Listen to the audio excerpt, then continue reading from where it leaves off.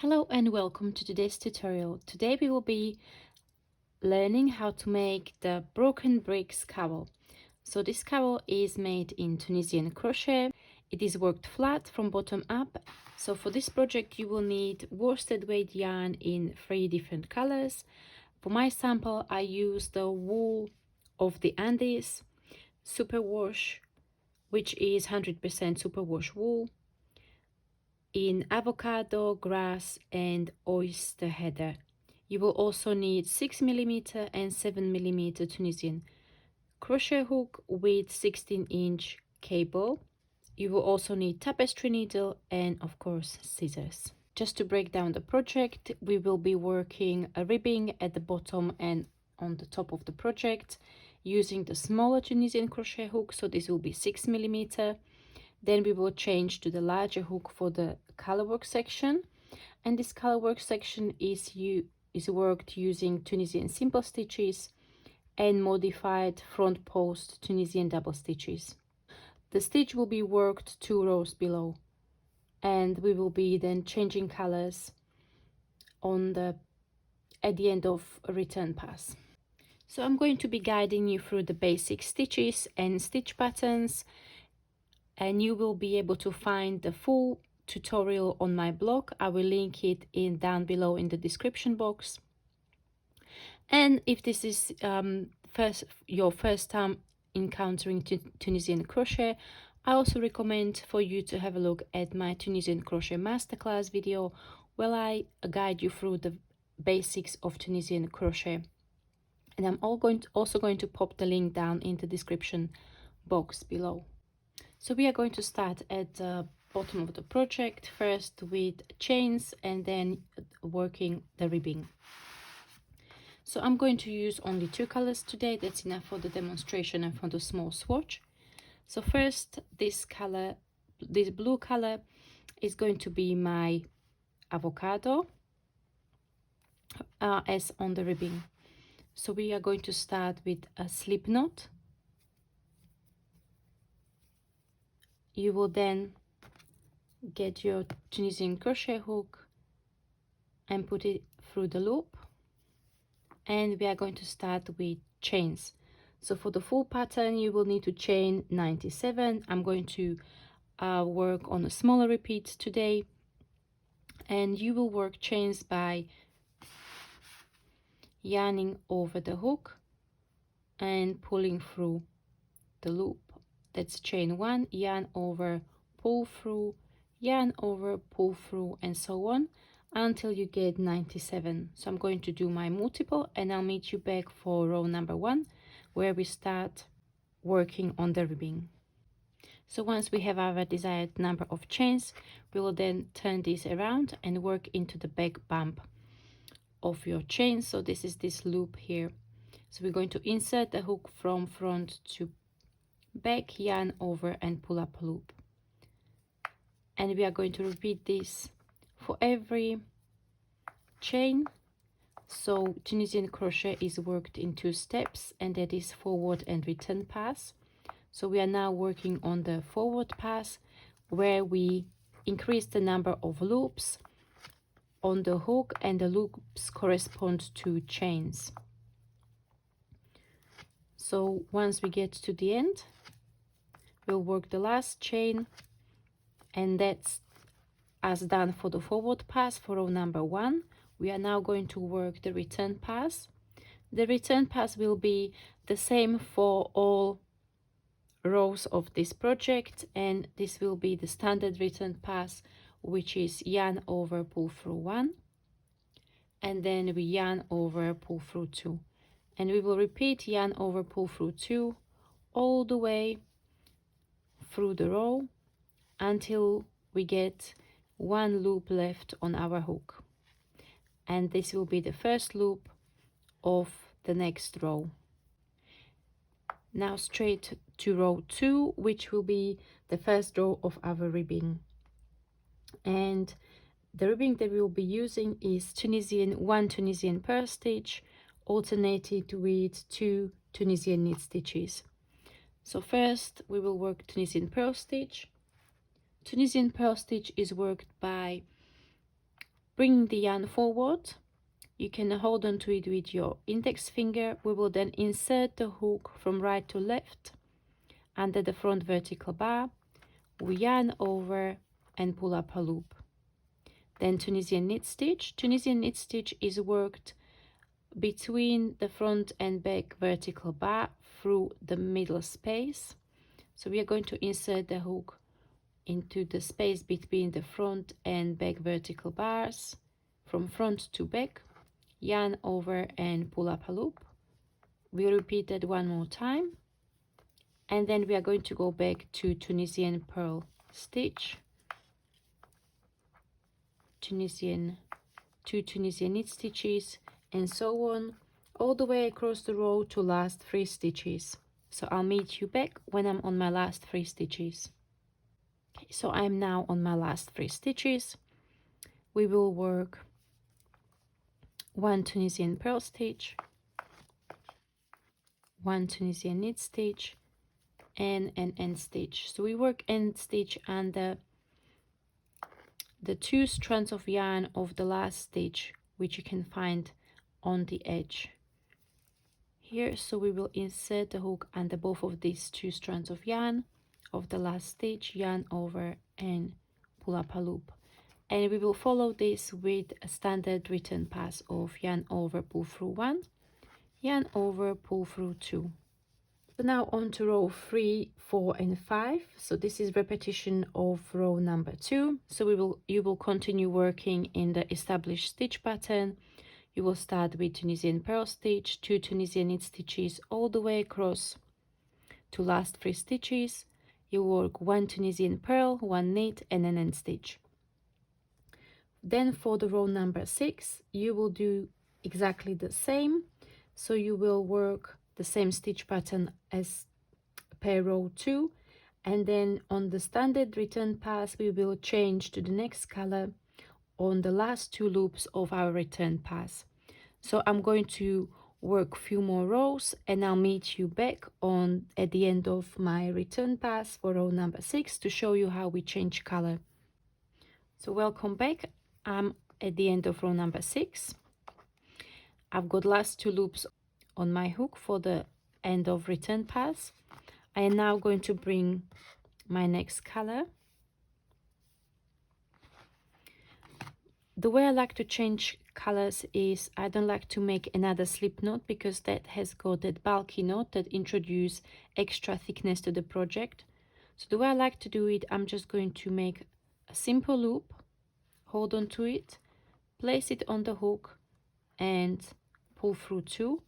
And now I'm going to lock that in a place by taking the long tail and I wrap it around the color that I was just using and the short end of the new color. And this holds it in position. So for row number 7, we will work Tunisian simple stitch across. So this corresponds to this row here. So Tunisian simple stitch is worked by inserting the hook from right to left under the front vertical bar, yarn over and pull up a loop. And we will repeat this across the row all the way to last stitch. We will work an end stitch and then standard return pass. Now I'm at the end of return pass of row number 7. And we will be changing color again. So because I'm only going to be using 2 colors, I'm going to go back to blue. However, if you are using 3 colors as per the pattern, you will now introduce this cream color or whichever color you choose as your color C or complementary color 2. So we've just worked this row in this dark green of Tunisian simple stitch. At the end of the return pass, you will then change to this cream or your 3rd color that you choose, and we are going to work a row of Tunisian simple stitch across. So again, we are repeating the same stitch pattern as per row 7. However, we are going to work it in different color. And as per all the rows, we will then work standard return pass. Okay, so I'm at the end of return pass for row number 8. So, and we will be then changing again to this dark green. So this was the first color different to the ribbing that I introduced. So I'm going to go back to my cream. And this is where we start working this modified front post Tunisian double crochet stitches. So to change color, you have last 2 loops on the hook. You will yarn over, pull through both of these. So the stitch pattern is as follows. We will first work 3 Tunisian simple stitches, 1, 2, and 3. And now we are going to work the modified stitch, working into the around the front post of the stitch 2 rows below. So we will be working into the stitches worked in the same color basically. So the way we work the stitch is we yarn over, insert the hook around the front post, yarn over, pull up a loop, we yarn over, pull through 1, yarn over, pull through 2, like so. And then we will go back to working 3 Tunisian simple stitches, and that's your stitch pattern repeat that you will work across the row. So that's 1 Tunisian simple stitch, 2, and 3. So you will then work the modified Tunisian double crochet stitch, and then followed by 3 Tunisian simple stitches.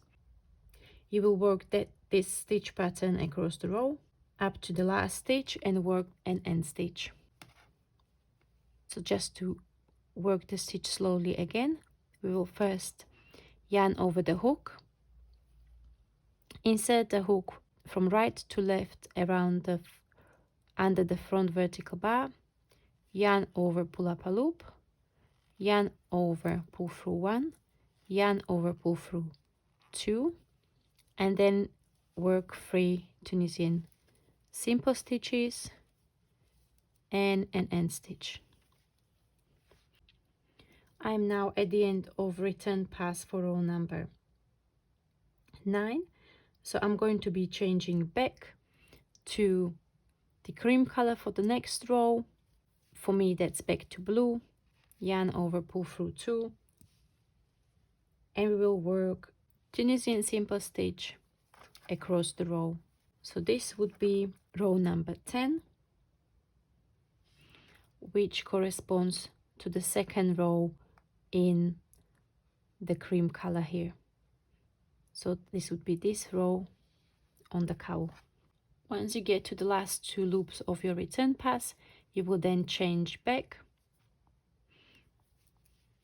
You will yarn over, pull through 2, and now we are ready for this row, which will be the last row of this part of the broken bricks cowl. We will work 1 Tunisian simple stitch, 1 modified Tunisian front post double crochet. So we are dropping the stitch into the stitch 2 rows below. Now we will start working our stitch pattern repeat, which is 3 Tunisian simple stitches, 1, 2, and 3, followed by modified Tunisian front post double crochet,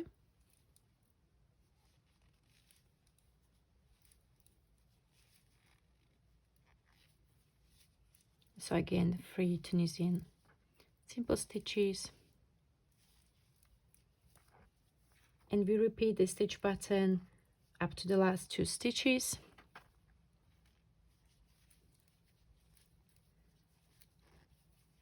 And the last 2 stitches will be Tunisian simple stitch and an end stitch, and again standard return pass to last 2 loops, because we will be now changing back to the color that we started with for the ribbing. So we finished on row number 11, which was this row here. You will then work row 12, which is a row of Tunisian simple stitch in the avocado color.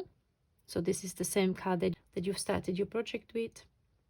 And then you will start the next broken brick stitch pattern, where you will change the colors. So you'll be doing the modified front post Tunisian double crochet stitches in oyster heather, or basically in your color C, alternated with the rows of the grass green. Repeat the section, just swapping the colors. Again, we have row of Tunisian simple stitch in avocado. Then we repeat another section of broken bricks, which will be essentially identical with the first colorwork section here. And then we will work a row of Tunisian simple stitch and work on the ribbing similarly the way we work the ribbing for our bottom part. And in the next part of the tutorial, I'm going to show you how to bind off your project at the end. So I worked a few more rows of the ribbing on the top for you, and we are now ready to bind off our project. This project we will be binding off in the stitch pattern to maintain the continuity of the pattern all the way to the top. So the way we do it is we worked the stitch pattern of Tunisian purl and 2 Tunisian knit stitches. So we are going to start with Tunisian purl stitch, but then we won't keep the loop on the hook. We will pull through the loop which is already on the hook. The same for the next stitch. So we will work Tunisian knit stitch and pull it through. Again, Tunisian knit stitch and pull it through. And we will work the same for all the stitches of the last row.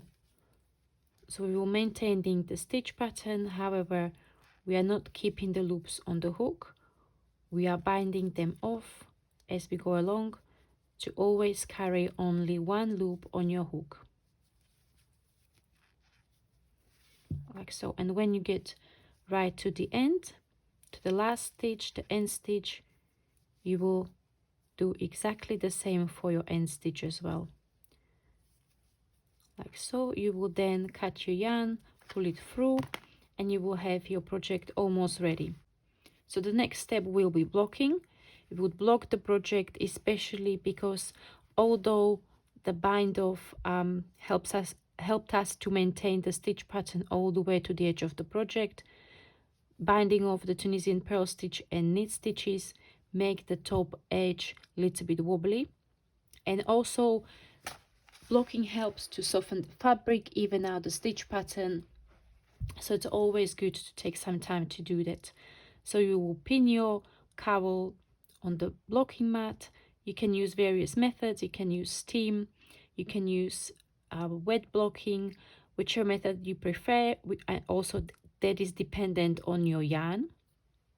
Once it's blocked, you straighten out your edges, even out your stitches. You are ready to sew the edges together.